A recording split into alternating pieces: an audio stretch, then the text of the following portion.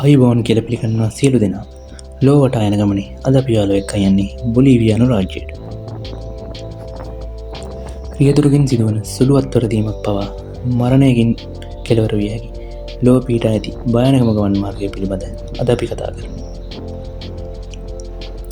යන්ගස් road යනුවෙන් හඳුන්වන මෙම මාර්ගය පිහිට ඇත්තේ බොලීවියානු රාජ්‍යය.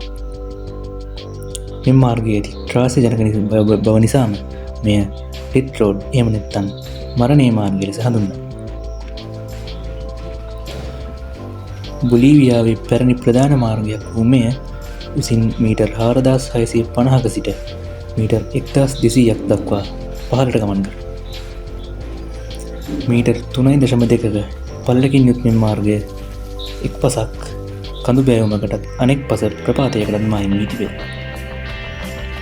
ප්‍රපාතයේ පිහිටි පැත්තේ කිසිදු ආරක්ෂකවටක් නොමැති වීම නිසා මෙම මාර්ගයේ ත්‍රාසජනක බව දෙගුණ කරනවා. එසේම මෙම මාර්ගයේ විශාල වශයෙන් නාය යෑම්වලට සහ මීදුම් වලට ලක්වන බව වාර්තාවල සඳහන් වෙනවා. 1990 දශකයේදී මේ ගමන්ගත් මිනිසුන්ගෙන් වාර්ෂික මිනිසුන් 200-300ක් පමණ ප්‍රමාණයක් මිය ගොස් ඇති බව පැරණි වාර්තාවල සඳහන් වෙනවා. මෙම හේතුව නිසාම 1995දී මෙම මාර්ගය ලෝ ඇති භයානකම මාර්ගය ලෙස නම් කරනු ලබනවා. මෙම මාර්ගයේ ඇති අවදානම තේරුම්ගත් බොලීවියානු රජය පසුගිය කාලයේ මේ මාර්ගය වසා දැමීමට තීරණය කරා.